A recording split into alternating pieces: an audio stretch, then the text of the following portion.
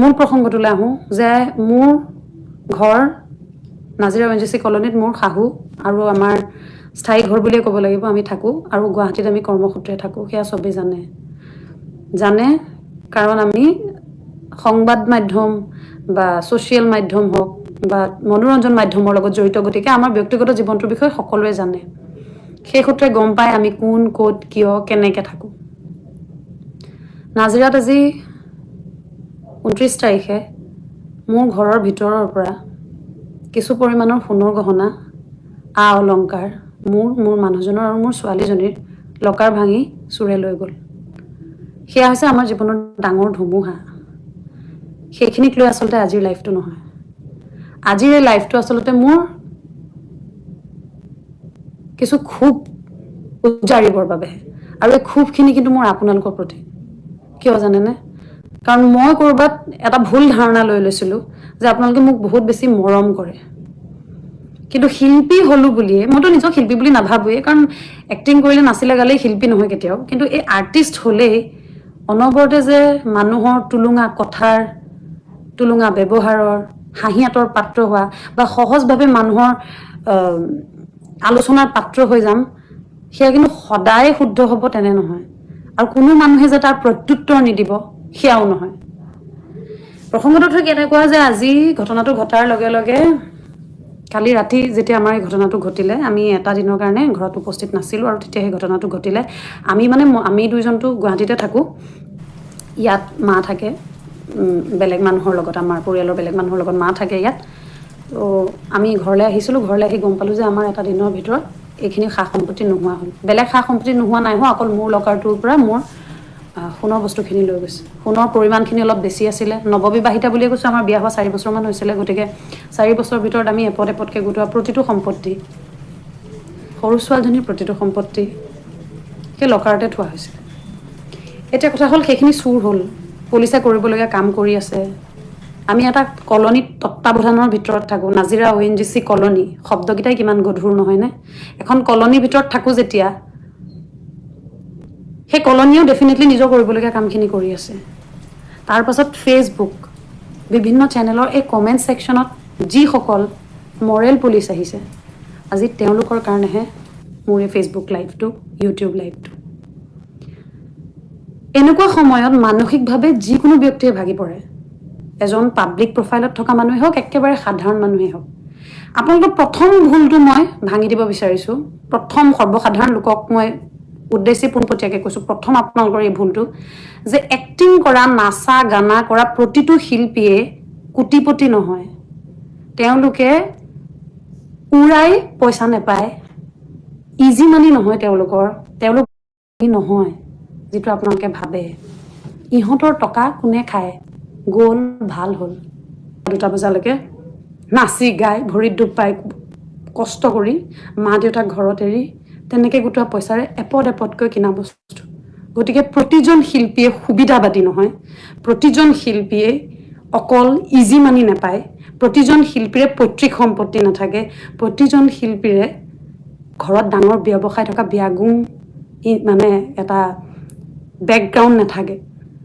কিছুমানে সাধাৰণভাৱে চিৰিয়েল কৰি চিনেমা কৰি নাটক কৰি নাচ গান কৰি ঘৰ চলায় অকণমানকৈ পইচা গোটায় আৰু সেই পইচাৰে এটা ভৱিষ্যত গঢ়ে মই মোৰ স্বামী আৰু মোৰ ছোৱালীজনী নতুনকৈ হোৱা আমি একেবাৰে সৰু পৰিয়াল আমি মিলি গোটেইবিলাকে একেলগে এটা সপোন গঢ়িছিলোঁ আৰু সেই সপোনত আমি লাহেকৈ বিভিন্ন ধৰণে আমাৰ আঁচনিবোৰ আৰম্ভ কৰিছিলোঁ যিহেতু ছোৱালীজনী জন্ম হৈছে গুৱাহাটীত আমি এটা ফ্লেট ল'বলৈ আৰম্ভ কৰিছিলোঁ ইয়াত নাজিৰাত আমি এটা নতুনকৈ ঘৰ বনাবলৈ পৰিকল্পনা কৰিছিলোঁ তাৰ মাজতে আমি আমাৰ জীৱনটো সজাই লৈ যাওঁতে এনেকুৱা এটা ধুমুহা আমাৰ মাজলৈ আহিলে এই ধুমুহাখিনিয়ে আমাক ভাঙিছে হয় কিন্তু আমি ভাঙি পৰা নাই আমি ভাঙিবলৈ বিচৰাও নাই সুস্থ সবল হৈ আপোনালোকৰ আগত চকু পানী নুটুকি স্থিৰ হৈ থাকি আপোনালোকৰ মাজত থাকি কিবা এটা কৰি যাবলৈ চেষ্টা কৰিছোঁ গতিকে পটককৈ ভাবি নল'ব কোনোবাই ক'ৰবাত লিখি দিব 20 লাখ টকাৰ সম্পত্তি সুকন্যা ৰাজগুৰুৰ চুৰ হৈছে এই 20 লাখ কেনেকৈ আহিলে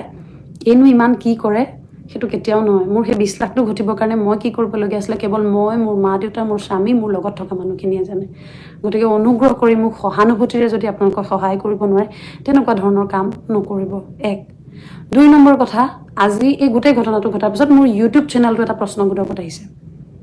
আজি যদি এই চেনেলটো মোৰ প্ৰশ্নবোধকত আহিছে তেনেহ'লে মই আপোনালোকক এইখিনিতে সিদ্ধান্ত লৈ পেলাই জনাইছোঁ যে মই মোৰ চেনেলটো আপোনালোকে কওক, মই বন্ধ কৰি দিব লাগে যদি মই বন্ধ কৰি দিম। এতিয়া মোৰ চেনেলটো আপোনালোকে খুচৰক, গোটেই ভিডিঅ'জবোৰ চাওক। কেইটা তৰল টুলুঙা ফটুৱা ভিডিঅ' মোৰ ইউটিউব চেনেলত আপোনালোকে দেখিছে, কেইটা হোম টুৰ ভিডিঅ' আপোনালোকে মোৰ চেনেলত দেখিছে। আজি বহুতে তাত কমেণ্ট কৰিছে যে আৰু হোম টুৰ ভিডিঅ' বনাই বনাই দেখুওৱা। মোৰ কেইটা হোম টুৰ ভিডিঅ' আপোনালোকে ফেচবুকত দেখিছে নাজিৰাৰ ঘৰখনৰ। মই ক'ত থাকোঁ সেই ঠাইৰ বেডৰুমৰ লকাৰ আপোনালোকে মোক কেইটা ভিডিঅ'ত দেখিছে। মোৰ গৰুহা চাফা কৰা, ছাল ভাল কৰা কেইটা ভিডিঅ' দেখিছে আপোনালোকে। মই দিয়া ভিডিঅ'বোৰ কেনেধৰণৰ থাকে। মই মাহত কেতিয়াবা এটা বা দুটা ভিডিঅ' দিওঁ। বহুতে মোক প্ৰশ্ন কৰে বা ভিডিঅ' কিয় নিদিয়া। মই ভাবোঁ যদিহে সেই ভিডিঅ'টোৰ পৰা মই কাৰোবাক একো সমল দিব পৰা নাই তেনেহ'লে মই সেই ভিডিঅ'টো নবনাওঁ। আৰু সেইটো কাৰণে মোৰ ভিডিঅ' এটা প্ৰেৰণ কৰাত অলপ সময় লাগে। কিন্তু তথাপিও মই টুলুঙা ভিডিঅ' দিবলৈ আপোনালোকৰ আগত কোনো দিনেই চেষ্টা নকৰোঁ। কিন্তু তাৰ ফলস্বৰূপে যদি আজি চুৰটো হৈ যোৱাৰ পাছত কোনোবা এজনে মোক কমেণ্ট ছেকশ্যনত কয়, কোনোবা চেনেলৰ এনেকুৱা চুৰি হৈছে বুলি তলৰ কমেণ্ট ছেকশ্যনত লিখে, বঢ়িয়া এটা মিনি ভ্লগ লাগে এতিয়া, মোৰ মনটো কেনেকুৱা লাগিব পাৰে ভাবকচোন। সেইখিনিত টুলুঙামি কৰিবলৈ আপোনালোকৰ লাজ লগা নাইনে? কি সতে আপোনালোকে টিপি লিখিব পাৰে সেইখিনি, কাৰোবাক সহানুভূতি দিব নোৱাৰে জাষ্ট বিকজ আৰ্টিষ্ট হ'ল বুলি, ইহঁতৰ ঢেৰ পইচা বুলি ভাবি যি টি আপোনালোকে কেনেকৈ লিখি দিব পাৰে। এইখিনি সময়ত মানসিকভাৱে আমাক যুঁজিবৰ কাৰণে কিমান শক্তিৰ প্ৰয়োজন। আপোনালোকে আমাক শক্তি দিব নোৱাৰে, কিন্তু আমাক ভাঙিটো নেপেলাব। কালি আমি স্বামী স্ত্ৰীয়ে দুয়োয়ে প্ৰতিজ্ঞা লৈছোঁ যে আমি ধুনীয়াকৈ জীৱনটো এইখিনিতে শেষ হৈ যাব নিদিওঁ, আগবাঢ়িম আৰু ভালকৈ কাম কৰিম আৰু ইয়াতকৈ 10 গুণ আমি কৰিব পাৰিম। আমাক বেমাৰটো দিয়া নাই, আমি জীয়াইতো আছোঁ। মন কৰক, আমি দুয়োজন চাকৰিয়াল নহয়, আমি কষ্টৰ পইচাৰে আৰু আমাৰ এই আৰ্টিষ্টখিনিৰ পইচাখিনি বৰ চাফা। এই কমেণ্ট ছেকশ্যনটোত সহানুভূতিৰ কমেণ্ট যদি 2টা আহিছে, 100টাৰ 98টা কমেণ্টে মোৰ মোটামুটি সেই টুলুঙামিবোৰৰহে আহিছে। তাৰমানে এই 98জন মানুহ, 100জনৰ ভিতৰত 98জন মানুহৰ কাৰণেই মই ইউটিউবত ভিডিঅ', মোৰ চিৰিয়েল, চিনেমা, নাচ গান কৰি আছিলোঁ নেকি?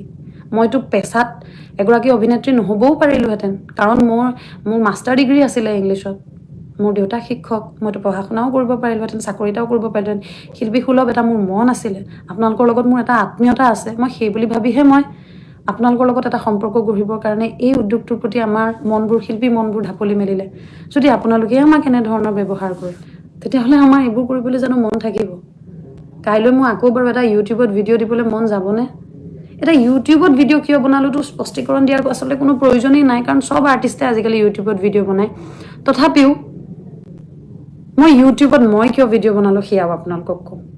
যেতিয়া এই চুৰি ঘটনাটো ঘটিলে আৰু চেনেলত ভিডিঅ'টো ওলালে, তাৰপিছত তাত কমেণ্ট ওলাইছে, বঢ়িয়া নেক্সট ব্লগৰ বাবে বাট চাই আছোঁ। মোৰ ইউটিউব চেনেলটোৰ নাম বিন্দাছ সুকন্যা, এতিয়া মই য'ৰ পৰা লাইভ আহিছোঁ। চাওকচোন আপোনালোকে তাত তেনেকুৱা কি তৰল কণ্টেণ্ট আছে যিটো কাৰণে আজি মই হাঁহিয়াতৰ পাত্ৰ হ'বলগীয়া হৈছে। মোৰ প্ৰথম প্ৰশ্ন সেইটো। আৰু দ্বিতীয় প্ৰশ্নটো হৈছে, মই আজিলৈকে এনেকুৱা কেইটা ভিডিঅ' দিছোঁ যিটোৱে সমাজৰ হকে অপকাৰ সৃষ্টি কৰিছে? মই এনেকুৱা কেইটা কাম কৰিছোঁ যিটোৱে 10জন মানুহক পিছলৈ ঠেলিছে? যদি নাই কৰা তেনেহ'লে মোৰ এই বিপদৰ সময়ত আপোনালোকে মোক সহায় কৰিব নালাগে, সহযোগ কৰিব নালাগে, মোৰ চকু পানীও মচিব নালাগে, কিন্তু অন্ততঃ মোক নিৰাশ নকৰিব। মোক মাৰ ভানি থিয় হ'বলৈ দিয়ক, যাতে মই আপোনালোকৰ আগত আহি পেলাই এইবোৰ এক্টিং চেক্টিং, চিৰিয়েল চিনেমাৰ কাম নকৰিলেও বেলেগ কাম কৰি হ'লেও মোৰ ছোৱালীজনীক ডাঙৰ কৰিব পাৰোঁ। কাৰণ এইখিনি মানসিক অত্যাচাৰ সহ্য কৰিব পৰাকৈ মই তেনেকুৱা মানুহ নহয়। মই প্ৰকৃতাৰ্থত এগৰাকী আৱেগিক ব্যক্তি। আৱেগিক বুলি কৈ আপোনালোকে তুলনা কৰা, যদি নাই কৰা তেনেহ'লে মোৰ এই বিপদৰ সময়ত আপোনালোকে মোক সহায় কৰিব নালাগে, সহযোগ কৰিব নালাগে, মোৰ চকু পানীও মচিব নালাগে, কিন্তু অন্ততঃ মোক নিৰাশ নকৰিব। অন্ততঃ ফুল কোমলীয়া ছোৱালীজনীৰ কাৰণে আমাক ইমান তললৈ পেলাই নিদিব আৰু আমাক মানসিকভাৱে অত্যাচাৰ নকৰিব। কাৰণ এইখিনি মানসিক অত্যাচাৰ সহ্য কৰিব পৰাকৈ মই তেনেকুৱা মানুহ নহয়। মই প্ৰকৃতাৰ্থত এগৰাকী আৱেগিক ব্যক্তি। আৱেগিক বুলি কৈ আপোনালোকে তুলনা কৰাসকলক কওঁ, মই কিন্তু প্ৰকৃতাৰ্থত আৱেগিক। গতিকে মোৰ আৱেগখিনিক আপোনালোকে তুলনামি নকৰিব। আৰু আপোনালোকে ভবাৰ দৰে 20 লাখ টকা সোণ মই গডৰেজত ভৰাই থ'বলৈ মই 20 লাখ টকা ঘটি অনা নাই। আমি হৈছোঁ ক'ৰবাত দোকান এখনলৈ গৈ যদি ফিউজ চকলেট 2টা কিনিছোঁ, সেই 2টাৰ যদি পইচা ল'বলৈ থাকি গৈছে, দোকানীক কৈ পেলাই যে 2টা চকলেট কিনিছোঁ আপুনি পইচা নল'লে, আমি তেনেকুৱা ঘৰৰ পৰিয়ালৰ মানুহ বুকু ভিন্দাই ক'ব পাৰোঁ। ATMত 10,000 টকা এক্সট্ৰা কেছ ওলাই আহোঁতে সেইখিনি গৈ পুলিচ থানাত দি থৈ অহা ব্যক্তি সুকন্যা ৰাজগুৰু।